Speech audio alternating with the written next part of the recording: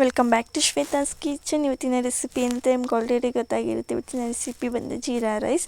So ಇದನ್ನು ತುಂಬ ಕ್ವಿಕ್ಕಾಗಿ ಮಾಡ್ಕೊಂಡು ಅಷ್ಟೇ ಟೇಸ್ಟಿಯಾಗಿರುತ್ತೆ. ಆ್ಯಂಡ್ ಇದಕ್ಕೆ ನೀವು ಹೀಗೆ ತಿನ್ನೋದಕ್ಕಿಂತ ಯಾವುದಾದ್ರು ದಾಲ್ ಅಥವಾ ಕುರ್ಮಾ ಆ ಥರ ತಿಂದರೆ ಚೆನ್ನಾಗಿರುತ್ತೆ. ಆ ರೆಸಿಪಿನ ನಾನು ನೆಕ್ಸ್ಟ್ ವೀಡಿಯೋಗಳಲ್ಲಿ ತೋರಿಸ್ತೀನಿ.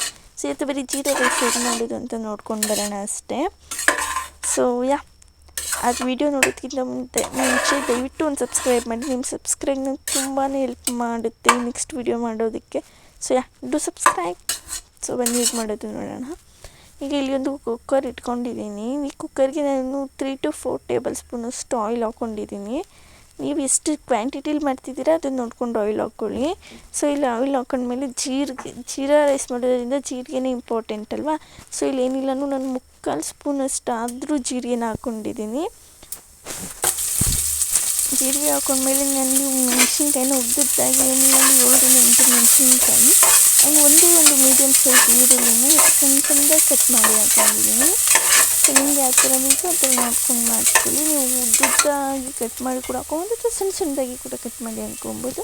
ನಿಮಗೆ ಯಾವ ಥರ ಕಂಫರ್ಟೇಬಲ್ ಅನಿಸುತ್ತೆ ಆ ಥರ ಮಾಡಿಕೊಂಡು ಸ್ವಲ್ಪ ಲೈಟ್ ಬ್ರೌನಿಷ್ ಬರೋವರೆಗೂ ಫ್ರೈ ಮಾಡ್ಕೋಬೇಕಾಗುತ್ತೆ ನೀವು ಈರುಳ್ಳಿನ. ಸೊ ನೋಡಿ ಇಷ್ಟು ಫ್ರೈ ಆದರೂ ಕೂಡ ಸಾಕು. ಇವಾಗ ಅಷ್ಟೇ ಇನ್ನೇನಿಲ್ಲ. ನೆಕ್ಸ್ಟ್ ಇಲ್ಲಿ ನೀವು ಯಾವ ಗ್ಲಾಸಲ್ಲಿ ನೀರು ತೊಗೊಂಡಿರ್ತೀರ ಅಕ್ಕಿ ತೊಗೊಂಡಿರ್ತೀರ ಅಲ್ವಾ, ಅದೇ ಗ್ಲಾಸಲ್ಲಿ ನೀರು ಹಾಕ್ಕೊಳ್ಳಿ.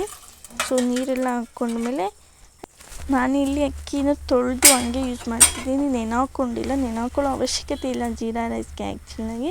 ಸೊ ನೀವು ಹಾಗೆ ಯೂಸ್ ಮಾಡ್ಬೋದು. ಸೊ ಇವೆಲ್ಲ ಹಾಕಿದ್ಮೇಲೆ ಅದು ನೀರು ಎಲ್ಲ ಹಾಕಿದ್ಮೇಲೆ ಅಕ್ಕಿ ಹಾಕ್ಕೊಳ್ಳಿ. ನೀವು ಎಷ್ಟು ಅಕ್ಕಿ ತೊಗೊಂಡಿರ್ತೀರ ಅಷ್ಟು ಅಕ್ಕಿ ಹಾಕಿ ಒಂದ್ಸಲ ಕ್ಲೀನಾಗಿ ಮಿಕ್ಸ್ ಮಾಡ್ಕೊಳ್ಳಿ. ನಂತರ ರುಚಿಗೆ ಎಷ್ಟು ಬೇಕೋ ಅಷ್ಟು ತಕ್ಕಷ್ಟು ಉಪ್ಪನ್ನ ಹಾಕ್ಕೊಂಡು ಇನ್ನೂ ಒಂದ್ಸಲ ಕ್ಲೀನಾಗಿ ಮಿಕ್ಸ್ ಮಾಡ್ಕೊಳ್ಳಿ. ಸೊ ಈಗ ಲೈಟಾಗಿ ಕುದಿ ಬಂದಾಗ 2 ವಿಷಿಲ್ ಕೂಗಿಸಿದ್ರೆ ನಿಮಗೆ ಪರ್ಫೆಕ್ಟಾಗಿರೋಂಥ ಜೀರಾ ರೈಸ್ ರೆಡಿಯಾಗಿರುತ್ತೆ. ಓಪನ್ ಮಾಡಿದಾಗಲೇ ನಿಮ್ಗೆ ಘಮ ಗೊತ್ತಾಗ್ತಿರುತ್ತೆ. ಸೊ ಇವಾಗ ಹಾಕಬೇಕಾದ್ರೆ ಇದಕ್ಕೆ ಸ್ವಲ್ಪ ಮೇಲ್ಗಡೆ ಕೊತ್ತಂಬರಿ ಹಾಕ್ಕೊಂಡು ಮಿಕ್ಸ್ ಮಾಡ್ಕೊತಾ ಇದ್ದೀನಿ. ನೋಡೋಕ್ಕೆ ಎಷ್ಟು ಟೇಸ್ಟಿ ಅನ್ನೋ ಥರ ಕಾಣ್ತಿದೆ ಅಲ್ವಾ.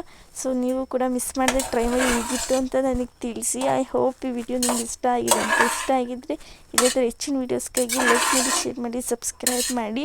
ನೆಕ್ಸ್ಟ್ ವೀಡಿಯೋದಲ್ಲಿ ಸಿಗ್ತೀನಿ. ನೆಕ್ಸ್ಟ್ ವೀಡಿಯೋ ತುಂಬ ಒಂದು ಇಂಟ್ರೆಸ್ಟಿಂಗ್ ವೀಡಿಯೋ ಥರ ಇರುತ್ತೆ. ಐ ಹೋಪ್ ಆ ವಿಡಿಯೋ ಕೂಡ ನಿಮ್ಗೆ ಇಷ್ಟ ಆಗುತ್ತೆ ಅಂತ. So thank you for watching.